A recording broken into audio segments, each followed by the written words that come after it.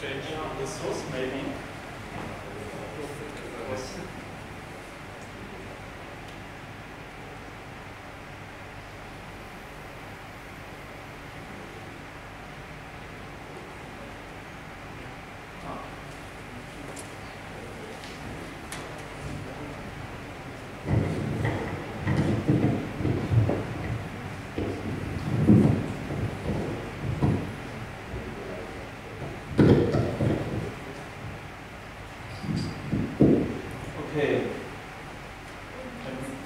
Everybody hear me?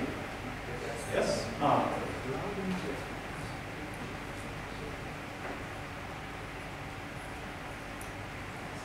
Okay, so thank you very much for the introduction. For those of you who don't know me, my name is Pascal Hirmer and I'm part of the group of Gunnar and Richard. Actually, I'm a PhD student at the Institute of Parallel and Distributed Systems at the University of Stuttgart. My paper is entitled TOSCA4Mashups, an enhanced method for on-demand data mashup provisioning. So, in the last days we already heard some things about TOSCA. Actually, this is my second TOSCA paper in my academic career, so to say. The first one was about my diploma thesis, which I did 2 years ago, and this paper actually builds on the results of this thesis. So it was kind of fun working with the old stuff I did 2.5 years ago. Okay, so first of all, let's start with a small motivation. This is kind of a déjà vu for most of you. As you all know, nowadays there is an increasing amount of data, right? This data is stored in data sources that are oftentimes heterogeneous, they are very distributed, and they are dynamic. In this context, dynamic means that the data changes very often. This is also referred to as the big data problem. What we want to do is we want to cope with the big data problem to enable higher efficiency and effectiveness for problem solving and thus higher profits. So the important question is, how can we extract important information from a large amount of heterogeneous distributed data? In previous work, we developed an approach called the FlexMesh approach, and it enables flexible modeling and execution of data integration and processing scenarios based on non-functional user requirements. I will give you an overview of this FlexMesh approach soon in the next slides. First of all, I have to say the details about this will be shown at the PhD poster session. So if you want to discuss the details about this FlexMesh approach, you can talk to me at the poster session. During this presentation, we won't have time for this. We will focus on cloud computing stuff. Okay, another part of the motivation, so we heard about big data now. Now we want to hear about cloud computing. As you all know, cloud computing technologies enable a lot of advantages. For example, scalability of services, availability. So these two factors increase efficiency. And also in cloud computing, we have this pay-as-you-go payment model. So we only pay for resources that we actually need. And this can lead to lower costs if we only provision software components when we need them and don't run them all the time on the server. So the motivation for this paper was, okay, we want to combine data processing and integration approaches, more precisely the FlexMesh approach, with cloud computing technologies to enable these introduced advantages. So we had some huge benefits from it. So that was the main idea for the TOSCA4Mashups. A quick overview of FlexMesh. So our idea was we have a lot of data sources, and we want to integrate the data sources somehow. In many cases, we have to transform data, we have to filter data, we have to aggregate them, and to receive a result. So there are a lot of ETL tools for this, and there are a lot of so-called data mashup tools for this. And we developed our own approach, which is in some aspects different to all these tools. And so this is done by a lot of current solutions. We have some domain user who wants to integrate data, he knows about his data sources, he's not necessarily an IT expert.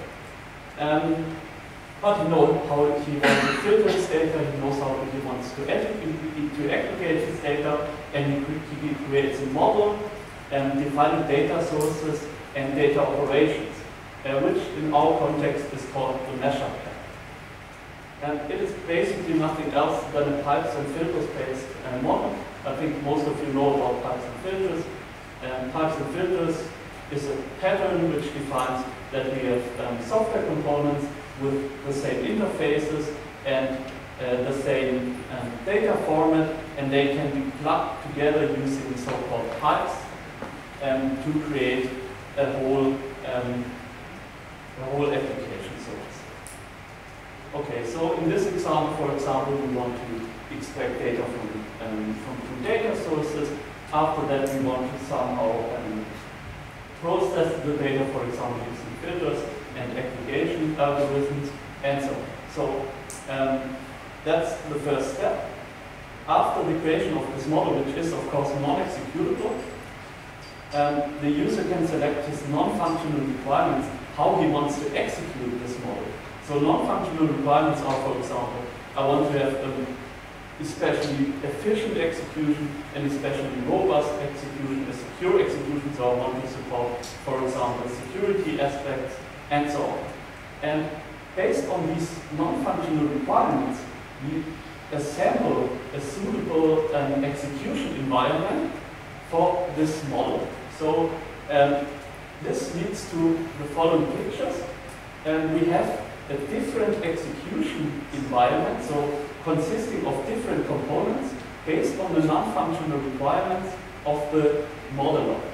So this is something that is currently not done by any of these ETL solutions. And so we are very dynamic and we execute the model based on this non-functional requirements.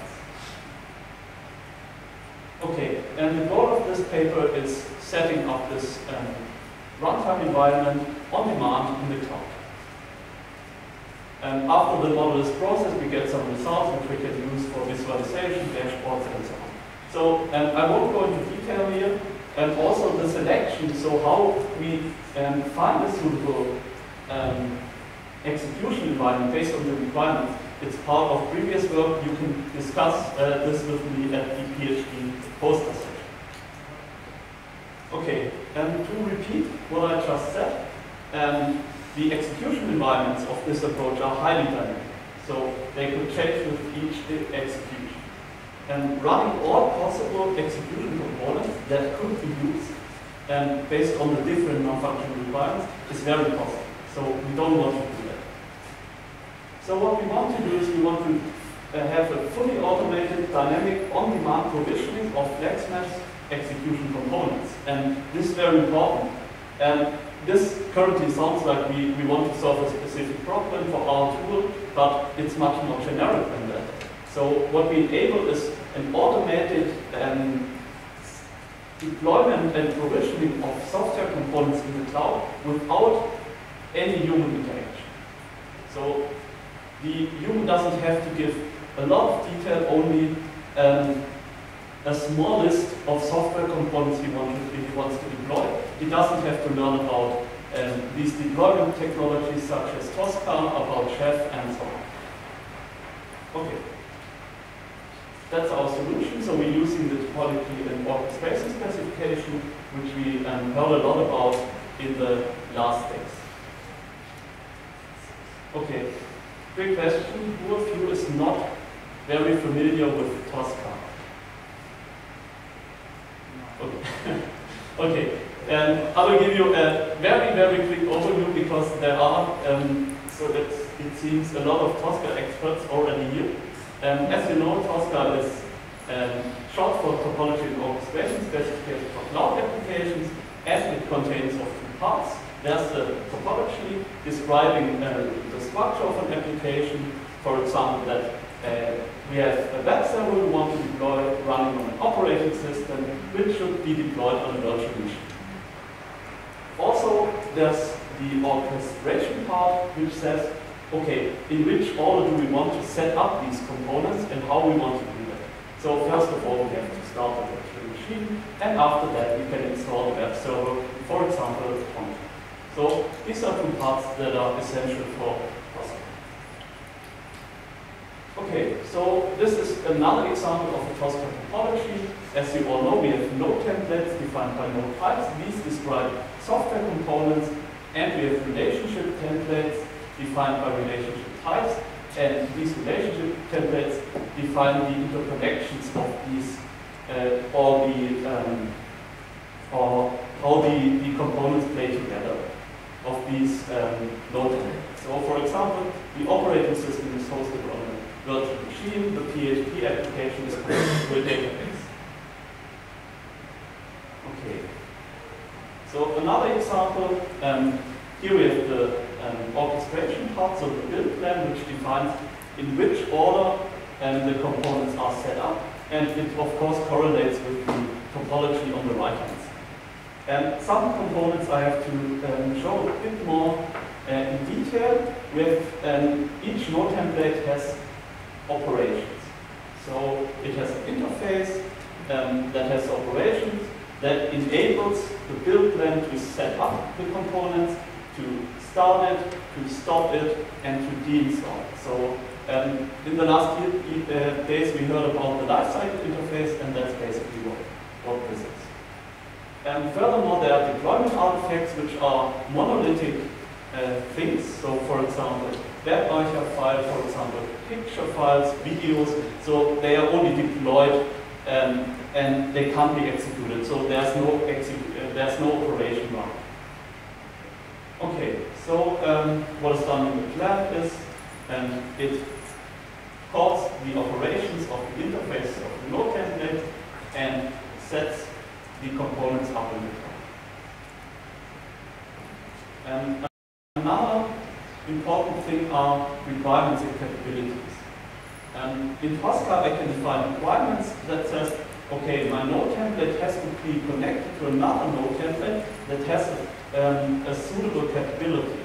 So an example for a requirement is, for example, that we have a web archive, so a Java application, and we want to host in the cloud. And this Java application has the requirement, I need a web server. So to have a complete topology, we need a suitable node template with capability, I am a web server. So when we connect these two node templates, the requirement can be defined as fulfilled. This will be very important later on. And the topology and the build plan and everything and the software that is running the operations that are defined by the interfaces is all put into a cloud service archive, and it's basically nothing else than a container where all the stuff is put in. And this container can be used as input for a runtime, and the TOSCA runtime does nothing else than receiving the contents of the CSAR file of the cloud service archive, starting the build plan, which is then calling the operations. For example, the runtime OpenTOSCA uses a workflow engine which executes a people workflow.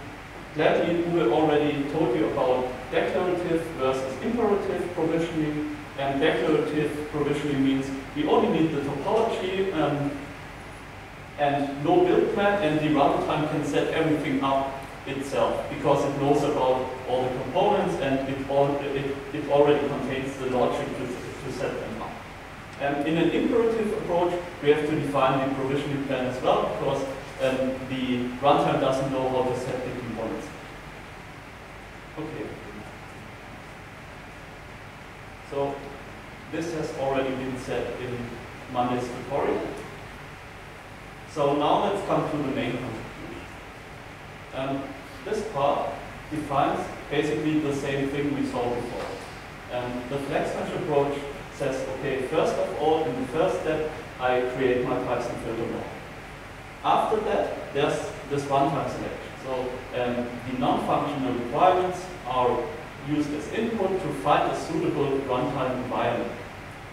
And after that, the model is transformed into a suitable format. For example, if the runtime environment is a workflow engine, for example, a people workflow engine, we have to transform the non-executable Mashup blend into a people-based representation. And after that, in the old approach, it was just executed in this engine that was already running and already set up, and we had our results. So the new part is that we plug into this method and we insert new steps. So after the runtime environment selection has been done, we get a list of components we want to use to execute the Mashup blend. So this is text. Okay, so this is text, and this text says, for example, Apache ODE workflow engine, and that's it. Also, we get the transformed Mashup blend in the suitable representation, for example, as people workflow. And now what we want to do is we want to create a cloud service archive only based on the textual information we get here. So we only get the information, okay, we want a people engine, and that's it. And that's what I meant earlier. This can be used in a more generic sense. So you don't have to think about the other part here, and you can just use the bottom part and for other approaches. So you can only provide a textual list of components, and you can use this to set them automatically up in the cloud. After that, we want to use this CSAR we created as input for a TOSCA runtime. So we want to use it to provision all the components on the list in the cloud.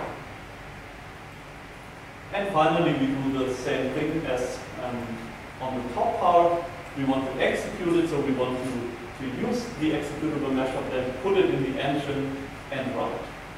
And the main contribution is that there is no human interaction whatsoever. Right? So here's the human, he's modeling it, and the rest is done fully automatically. Especially the TOSCA part, automating the whole TOSCA process has not yet been done.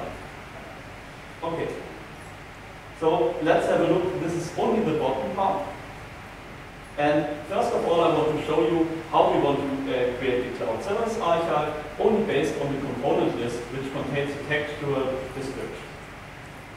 This is what we will do. We will achieve full automation of software component deployment based on TOSCA, which is a generic concept. Okay, the input is a list of execution components and the executable machine. So to create the cloud service archive, we have to conduct several steps. And first of all, we have to automatically generate the topology. Currently, we don't have anything, so we only have the textual representation of the components we want to deploy. Then we have to somehow complete the topology, which is important because the list, for example, contains the entry, okay, I want to have an Apache ODE workflow engine deployed in the cloud, but what about the platform components? What about the infrastructure components? So this topology has to be completed with, for example, web servers, virtual machines, and so on. This is based on previous work, as I mentioned in the beginning. It was part of my diploma thesis in 2014. After that, we also have to generate the artifacts. I will give you the details later on. And we have to check the executable Mashup blend as well through the CSAR file. And then we can build it, and then we can generate the build plan. So this is also important. We began with a list of components we want to deploy. We don't have a topology and we don't have the build plan. I assume that we have a imperative TOSCA runtime because we need something generic. I don't think there is any runtime that generically supports all the possible software components. So we need something generic, we need an imperative runtime, we need a runtime which has to have the build plans input. And after that, we have the cloud service. So this is very complicated and a lot to read, so I tried putting it into a bit more visualization. And So first of all, we have the list of components. After that, we are checking the TOSCA type repository for the names on the list. Okay, sure. We assume that the TOSCA type repository contains no types in relation to types for all the components that could be part of this list. And after that, we insert them automatically in the topology by generating node templates based on the node type information from the repository. And as you can see here, these node templates contain requirements, of course, because if I'm just having a virtual engine and I want to put it in the cloud, it can't run by itself. Okay, it needs a web server, it needs an operating system, a virtual machine, and so on. So, using the results of previous work, we are searching for node templates. So this is not provisionable yet. We are using the results of previous work to search in the type repository for node templates that contain a suitable capability. So for example, the virtual engine needs a web server, and the database, for example, needs a database management system. And we have to do this recursively because node templates can contain requirements again. So newly inserted node templates also have requirements. In this case, for example, the web server has to run on an operating system. Okay, so once we don't have any more requirements in the topology, we define it as complete. So it is provisional. And in the last step, we take the executable Mashup plan and insert it in the topology. So this is all done automatically based on previous work, which is based on requirements and capabilities. Okay, now we want to create the cloud service archive. So we have our complete TOSCA topology, and we just have to put all the stuff in there. And in OpenTOSCA, for example, the cloud service archive is just a zip file where I put all the stuff in and I can use it as input for a TOSCA runtime. So first of all, we put the complete TOSCA topology in there, which we completed in the previous step. After that, we are putting all the implementation artifacts in there. So the implementation artifacts are, in this case, the pieces of code that execute the operation provided by the node templates we inserted. So for example, a piece of code to set up a virtual machine, a piece of code to set up a database. So those are code fragments that will be called later on by the build plan. Also, we could have deployment artifacts, for example, a WAR file or a zip file for an Apache Tomcat, which we just have to put on there, put on the virtual machine, and we don't have to run an operation for this. Furthermore, we have to insert the executable Mashup plan, for example, a people plan. It depends on the runtime environment that we got from this selection step, and we also insert this as a deployment artifact. Okay, so what is missing now is the build plan. So we are taking the whole cloud service archive and using it as input for a component called the build plan generator. This has been done by Uwe in previous work. And it basically takes the CSAR, extracts all the information, understands the topology, and creates a build plan that that contains the information in which all of the components have to be set up. So after the generator is finished, the build plan is also used as input for the cloud service. And at this point, we have the complete CSAR. Okay, so step 4 is complete. Now we can move on to the cloud provisioning based on the CSAR file and on the execution of the Mashup. So this is the structure of a TOSCA runtime, of most TOSCA runtimes, so to say. It contains an engine to execute the build plan and a runtime environment for the implementation artifact, so for the pieces of codes that set the components up and that are called by the build plan. Okay, we use the CSAR file as input, and what is done first is that all the implementation artifacts are deployed in the runtime environment. So we have these that, for example, set up web server and provision virtual machines and so on. And they are used as input for a runtime environment so that they can be called from the plan. After that, the plan is used as input for the plan engine and is executed. And on execution, the plan calls the implementation artifacts to set the components up in a virtual machine.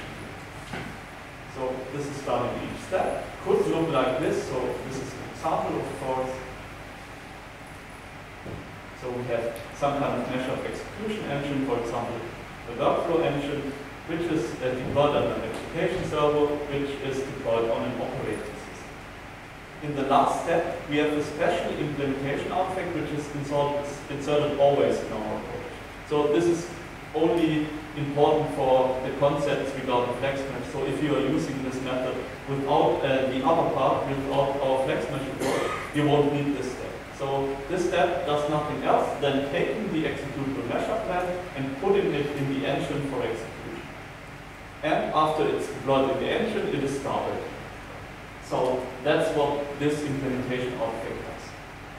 But as I said, it's only specific to this FlexMesh approach.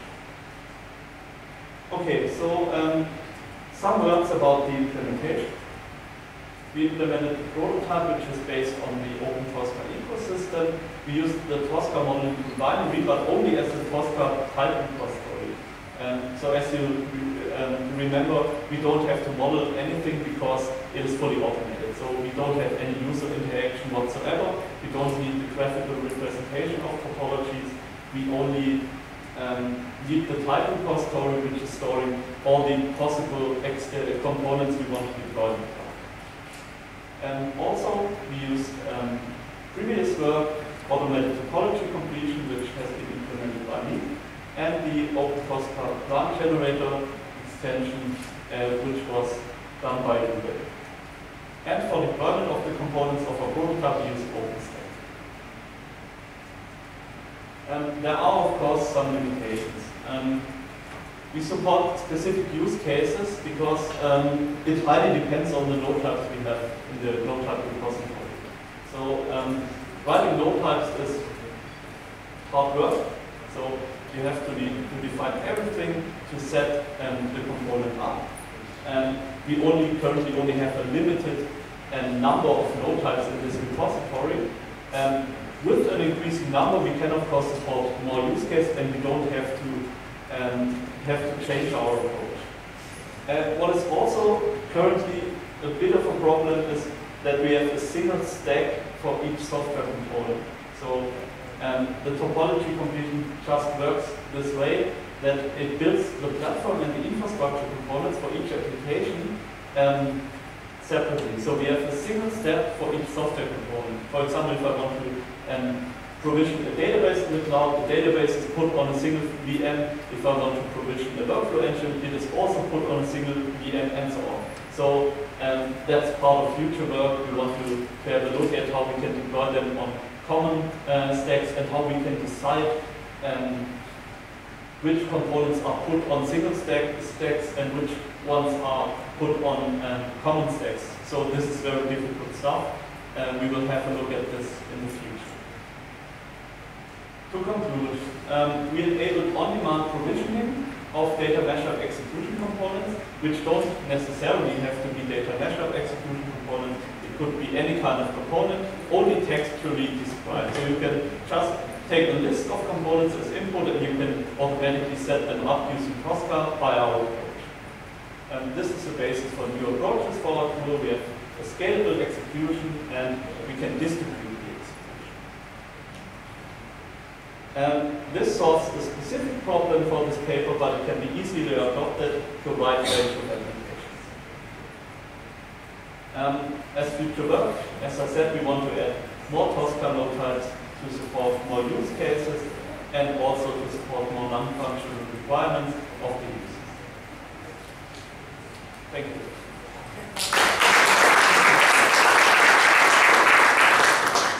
Questions, please? One question should be feasible. No question. Yeah, maybe I missed the point. Like if you have a change in schema, for example, would the mashup plan be able to cope with that?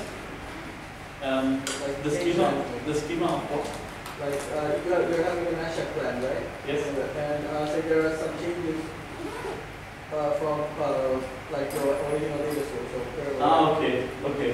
No, that's not part of this approach, but no, it currently can't change with schema changes. Yes.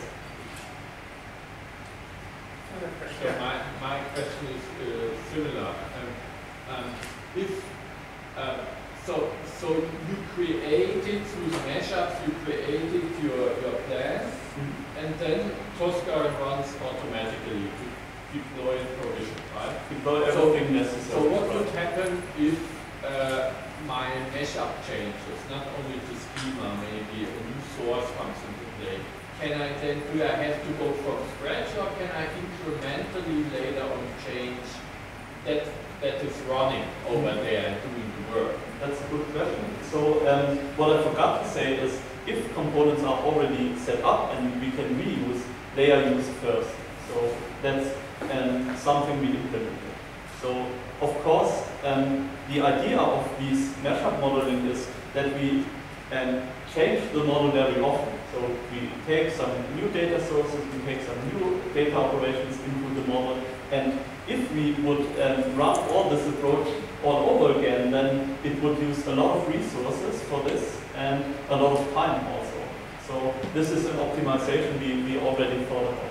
Well, it's not an optimization, it's even more. It would be interesting to see how much you can benefit if, for example, you start looking at one data source and do all your stuff, then you say, oh, I found another data source, you add that one and do your stuff, and then you do not have to install from scratch.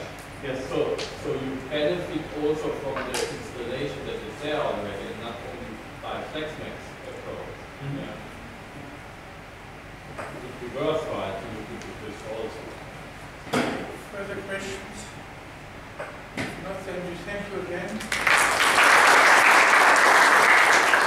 Enjoy the coffee break, but be here back at 5 o'clock sharp. Sure.